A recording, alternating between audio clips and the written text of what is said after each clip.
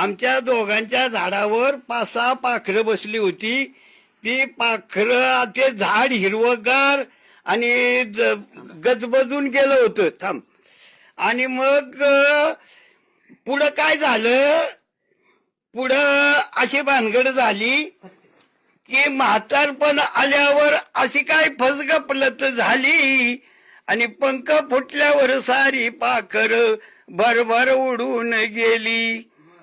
आमची लाडाची सुनबाई काही सांगू तिची नवलाई, नवऱ्याच्या कानात सांग तुमचा आई बापू पाहिजे नाही. आणि जित्या परी हे मरण आमचं आम्ही डोळ्यांनी पाहिलं र. आणि लगीन झाल्यावर माई बाप सोडून पोरग वेगळं राहिलं र. जन्म देऊन आम्ही पोराला सुख दुःख कितीतरी सायलं र. आणि लगीन झाल्यावर माई बाप सोडून पोरग वेगळं राहिलं र. अशा वयात कुठं आम्ही जावं, काही खावं आणि काही प्यावं, या पडक्या घरात आम्ही कसं आम्ही वरावं.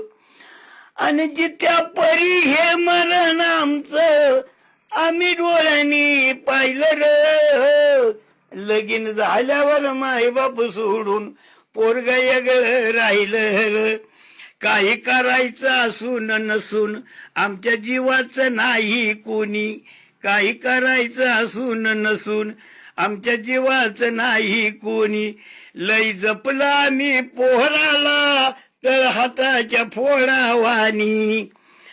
आणि तरुणपणाची आठवण येते, तरुणपणाची आठवण येते, पाणी डोळ्यातून वाहिलं र. आणि लगीन झाल्यावर माय बाप सोडून पोरग वेगळं राहिलं र.